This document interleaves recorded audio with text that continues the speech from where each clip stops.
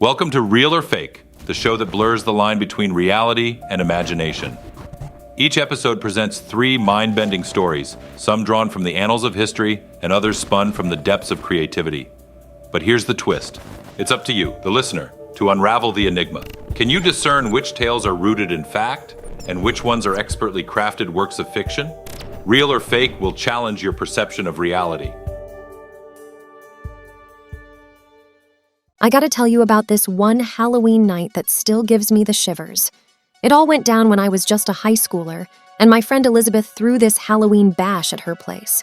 We didn't have much dough, so we decided to save up for drinks and make our own Halloween masks. The party started off pretty great, you know? The music was pumping, and there was laughter filling the air. Elizabeth's place was decked out in all sorts of creepy decorations, cobwebs, fake spiders, you name it. We were all feeling the Halloween spirit. As the night rolled on, I told my buddies, hey, let's snap a group picture to remember this epic night. So we gathered around and grinned like crazy beneath our DIY masks. Little did we know, this picture would become a chilling reminder of the horror that unfolded. When we decided to call it a night, we realized all the doors were locked tight. It was weird, man. We started to panic a bit, thinking maybe someone was messing with us, just some prankster trying to freak us out on Halloween. But that's when things took a turn for the worse. Out of nowhere, this party-goer in a black mask appeared, and he wasn't just there for treats, that's for sure. Before we could even react, he started attacking people. I couldn't believe my eyes. It was like something out of a horror movie, but this was all too real. He moved fast, and he was brutal. One by one, he took out 7 people right in front of us. Panic swept over the room as we scrambled for anything to defend ourselves with. It was chaos, and I could barely see a thing through my mask. The guy in the black mask didn't say a word. He just kept slashing and stabbing, and all we could do was scream and try to get away. It was like a nightmare, man. Like the kind of stuff you see in those true crime shows. I thought I was a goner, too, but somehow I managed to slip away from that killer. I hid in a closet and stayed as quiet as I could. I could hear him moving around, still looking for anyone who might be left. Hours passed, and it felt like an eternity. I was terrified to make a sound. But eventually I heard sirens in the distance. The cops had arrived. I was lucky to have that picture we took earlier. It showed all of us, including the killer in the black mask. When the cops came inside, I showed them the picture and pointed out the guy. I don't know what twisted him that night, but I'll never forget the terror of that Halloween. The scars run deep, and every October 31st, those memories come back to haunt me. So, folks, stay safe out there on Halloween, and never let your guard down, no matter how normal things might seem. It's a night where anything can happen, and sometimes the scariest monsters are the ones among us. So, do you believe that this story is real or fake?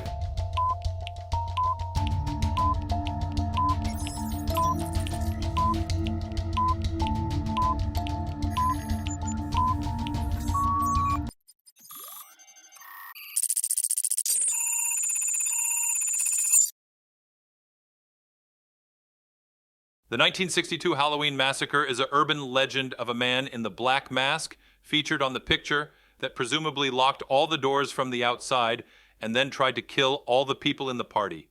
He ended up killing 7 people using a kitchen knife. No murders were reported across the U.S. on Halloween of 1962 that matched these details.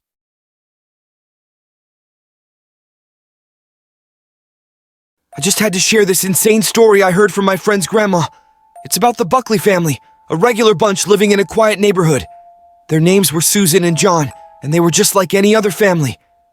But this Halloween night, well, it was like something out of a nightmare. So, here's the scoop. Halloween was approaching, and all the kids in the neighborhood were buzzing with excitement. They had this wild idea to pretend to chop off a dummy's head in a prank. The Buckleys, Susan and John, thought it'd be hilarious to take things a step further. You won't believe what they did. It all started on that fateful Halloween evening. The sun was setting, casting eerie shadows across the neighborhood. My friend's grandma said Susan and John came up with a devious plan. Instead of using a regular dummy, they decided to replace it with their own mother. Can you believe that? Now, I gotta say, this story isn't for the faint of heart. It's a slow burner, and the horror creeps up on you like a silent nightmare. So, as the story goes, when the kids in the neighborhood approached the Buckleys' front door, they had an axe hidden away. I can't even begin to imagine the terror in their mother's eyes when they slaughtered her. It's gruesome, I know, but that's not even the worst part. Once everyone realized the horrifying truth of what had happened, they called the police. But here's the kicker. Susan and John had vanished into thin air by then.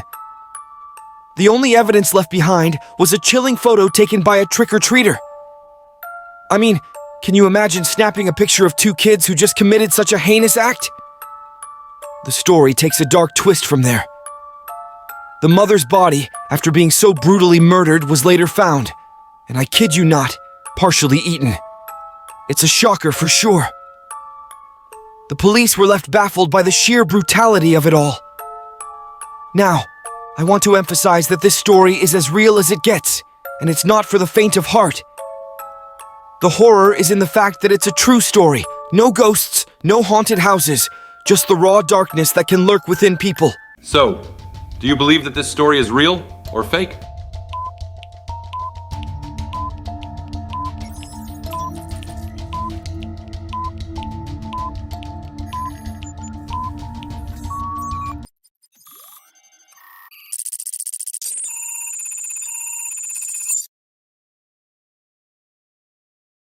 Buckley family Halloween beheading has become a well-known photo and story. The image shown here started out as a genuine, if somewhat mundane, family portrait. Then the photograph fell into the hands of Halloween artist Edward Allen from Haunted Memories, who transformed it into an image he called Midwestern Matricide, by altering the original to remove the mother's head and place an axe into the hands of the daughter.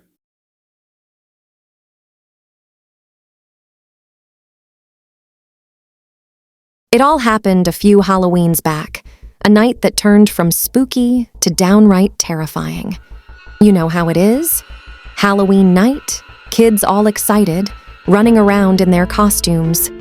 My son, let's call him Jake, was 14 at the time. We'd spent hours putting together his zombie getup. We even joked about how real he looked with that fake blood and all. We hit the streets, knocking on doors, getting candy, the usual stuff. Everything was going fine until we got to this one house. It was all dark, no decorations, but they had a bowl of candy sitting outside. As Jake reached in to grab a Snickers bar, we made it back, and Jake threw all his candy on the living room table. I walked into the kitchen to get dinner started, but then I heard Jake scream. I ran back to the living room, and I saw it. A glint of metal. Next thing I knew, he let out a yelp and pulled his hand back. There was a needle sticking out of the candy bar, right where he'd bitten into it. Panic set in. I grabbed him and ran him to the hospital as fast as I could. They checked Jake over, no blood, but he was pale as a ghost. We called the police, told them what happened. They were there in a flash. We handed over the candy, and they took it away for testing. I felt sick to my stomach thinking about what could have happened. The police later told us that the candy was full of needles. Someone had deliberately put them there, planning to hurt kids. I couldn't believe it. Who would do such a thing? I looked at Jake, and I could see the fear in his eyes. He'd been so excited for Halloween, and now it was forever tainted by this sick act. The police did their thing, and they eventually tracked down the guy. Turns out he'd been doing this for a while, putting needles in candy and giving them out like it was some sick joke. They arrested him, and he's now behind bars where he belongs. But it's a night I'll never forget, and it's a warning to all parents out there. You never know what's lurking in the shadows, even on a night meant for fun and laughter. So, be careful out there, folks. So, do you believe that this story is real or fake?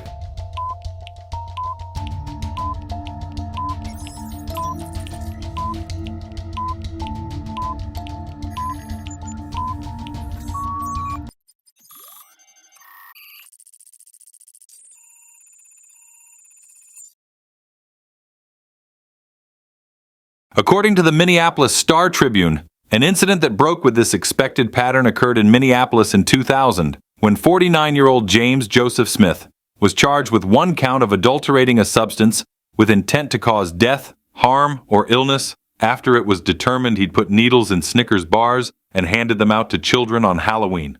A 14-year-old boy was pricked by a needle hidden in a bar he'd bitten into, but no one required medical attention. Well, there you have it. How did you do this time around? Did we serve you up with falsely tricks? Or did you enjoy the treat of knowing the truth? Happy Halloween.